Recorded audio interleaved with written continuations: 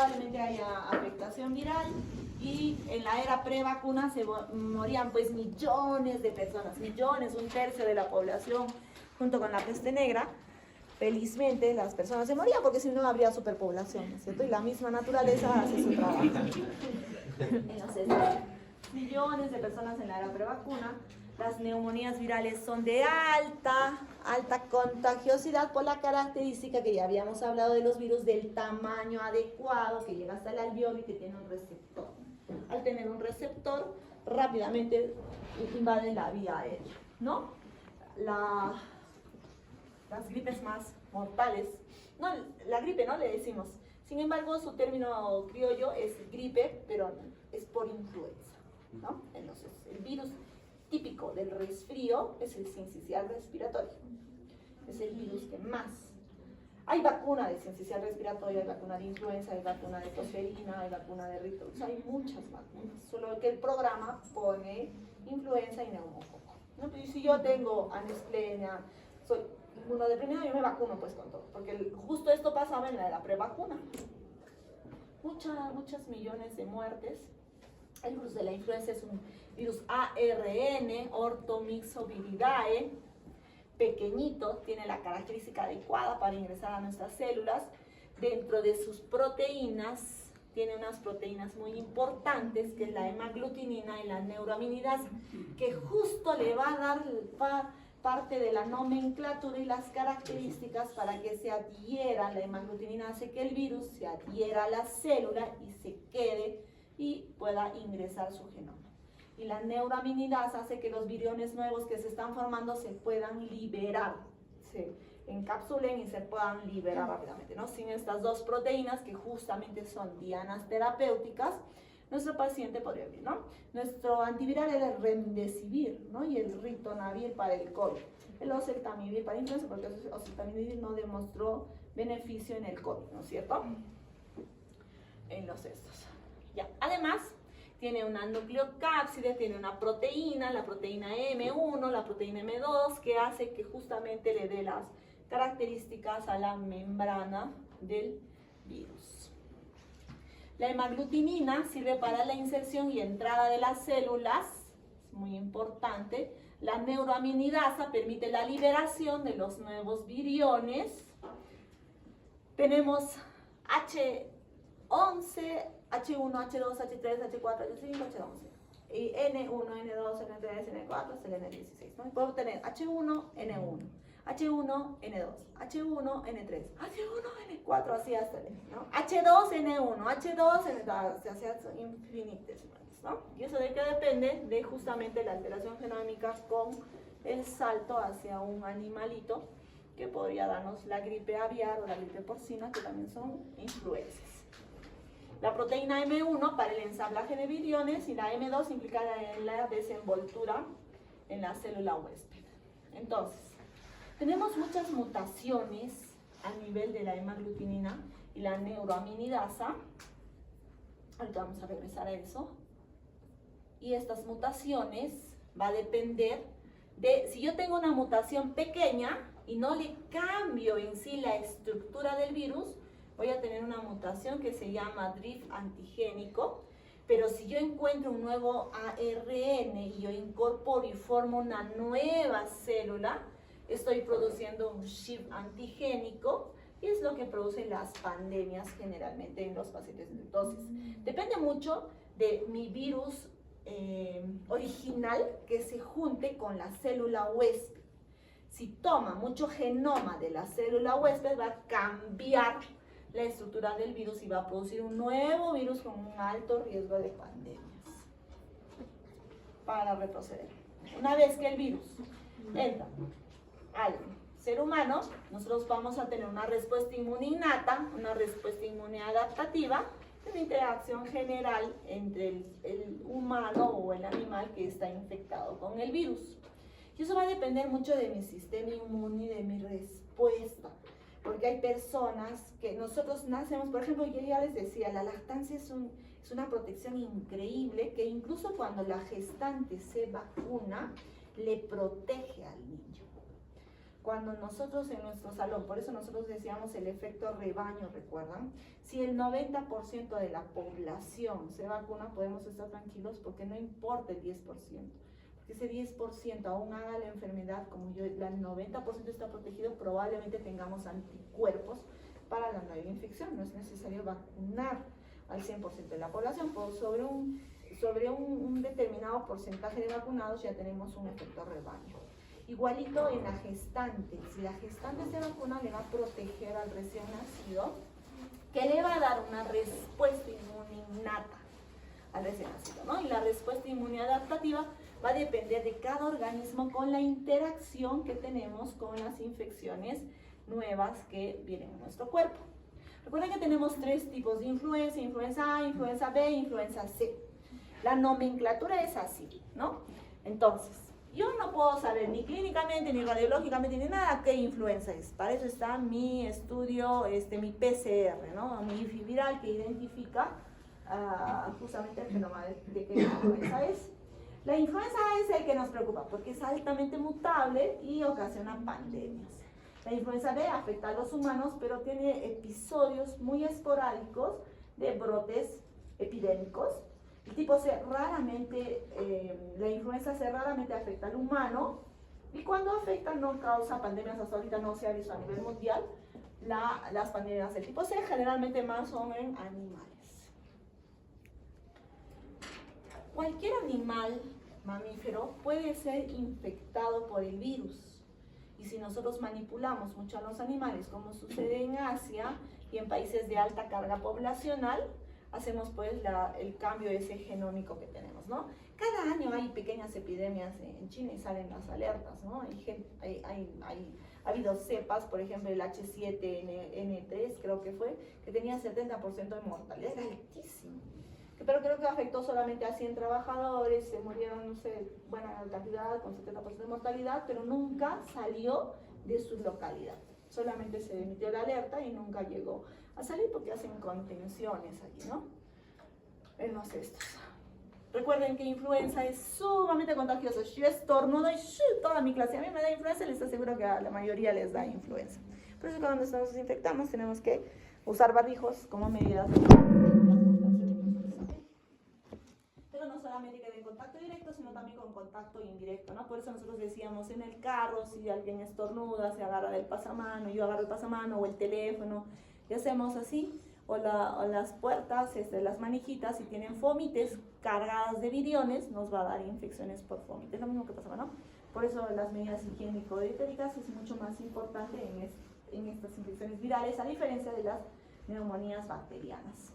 Rápidamente hacemos síntomas, ingresa al epitelio respiratorio, se replica rápidamente. Rápido, es rápido, pero hasta 14 días yo puedo tener el periodo de replicación, como decías, ¿no?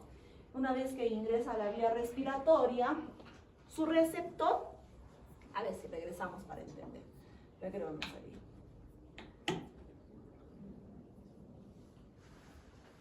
En este. Ahí está.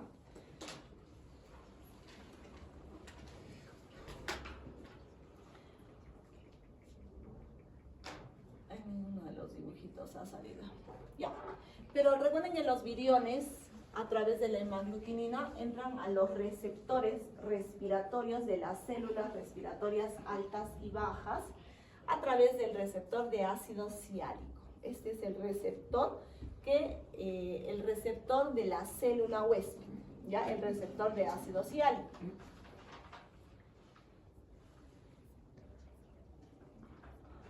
Una vez que entra, va a haber gran replicación de virus y va a haber una afectación multisistémica igualito con una alta liberación de mediadores inflamatorios, linfocitos, interleuquinas, factor de necrosis tumoral, interferón gamma, etcétera, lo que van a producir la activación de células natural killer, más estimulación de células inflamatorias, mayor liberación. ¿Qué pasaba en influenza? Influenza empieza a hacer un daño alveolar difuso, y cuando hablamos los virus, casi la mayoría de virus produce daño alveolar difuso con una fina descamación. Entonces el surfactante empieza a verse afectado, empieza a haber descamación del epitelio alveolar y bastante celularidad, muerte y detritus con exudado a niveles de los espacios alveolares, ¿no? Se cubren de membranas hialinas, congestión vascular y hemorragia alveolar y muerte por consecuencia, ¿no? Desde los senos paranasales, cavidad oral, faringe, hipofaringe, toda la vía respiratoria, pero además la vía digestiva también, y también con compromiso multisistémico a nivel de músculos. Nuestro marcador, ahorita vamos a ver, nuestro marcador inflamatorio en neumonía por influenza era el CPK total, ¿no? El CPK total porque tenía muerte muscular, ¿no? Producía mucha mialgia, miositis, y el CPK total, cuando había mucha mioglobina liberada, producía taponamiento renal y falla renal, complicaciones y muerte en la época de influenza, no tenemos pacientes. Como les decía, influenza es una puerta abierta para que tengamos infecciones, el 48% de coinfecciones con neumonías, estreptococo, estafilococo, hemófilos influenza y además otra colonización de afectaciones respiratorias.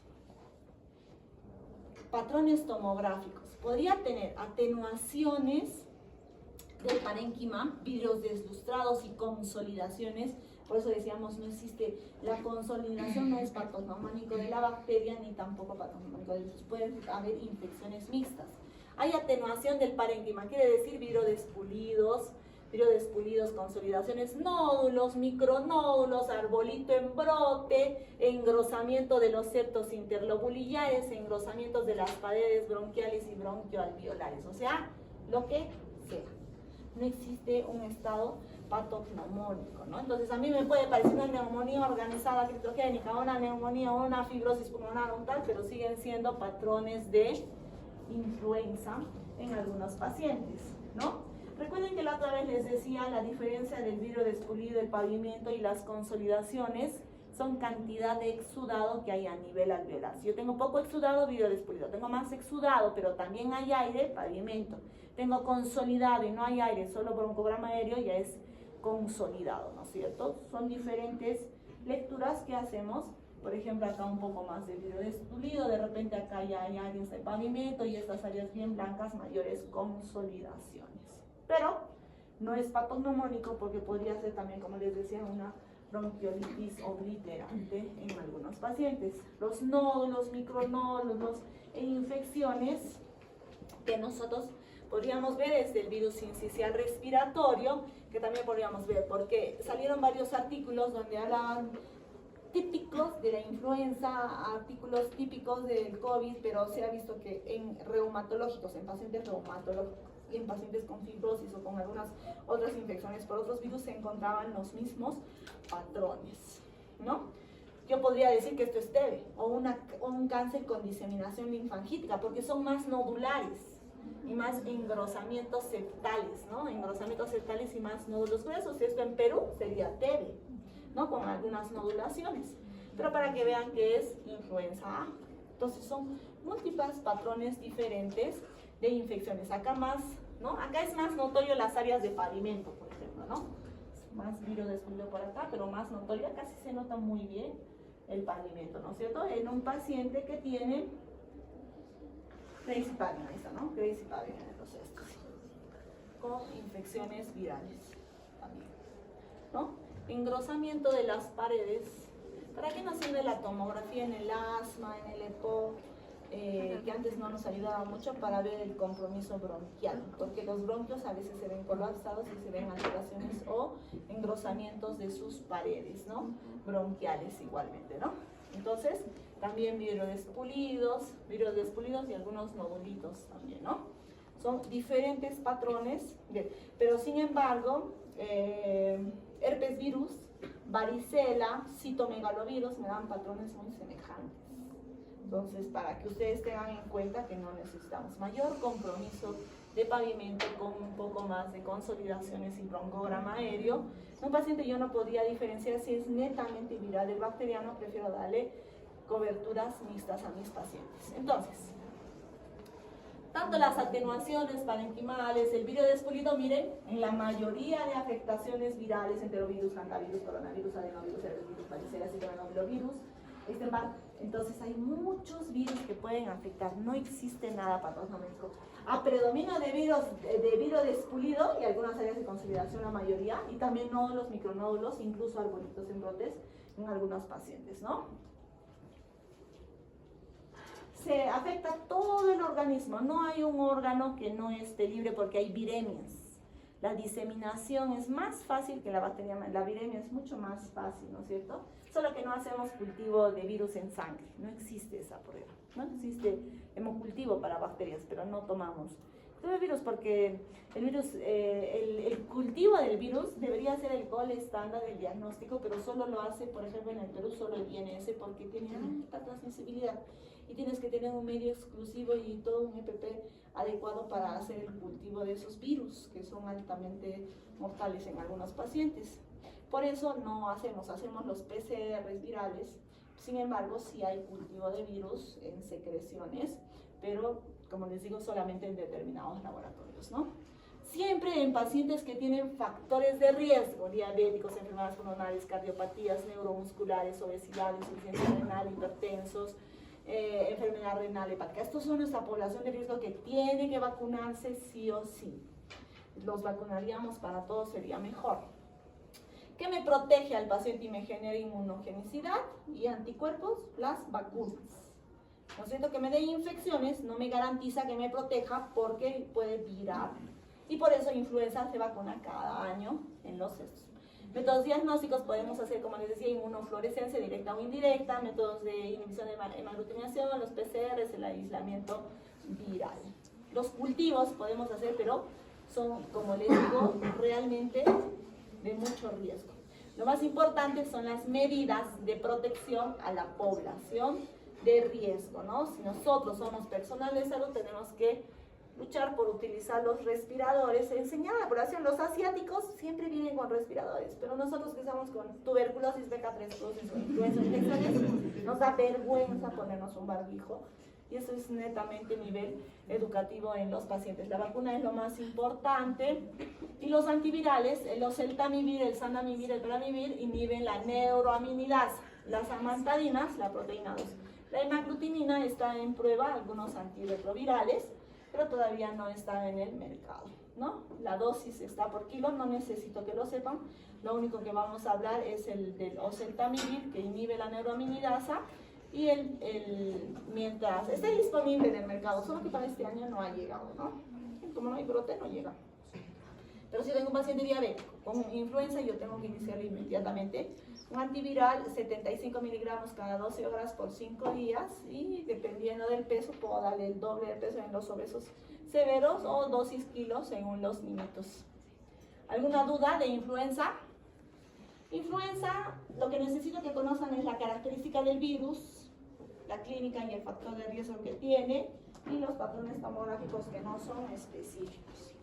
Para descansar 5 minutos vamos a hablar del COVID igualmente rápido porque ustedes conocen mejor que yo al COVID.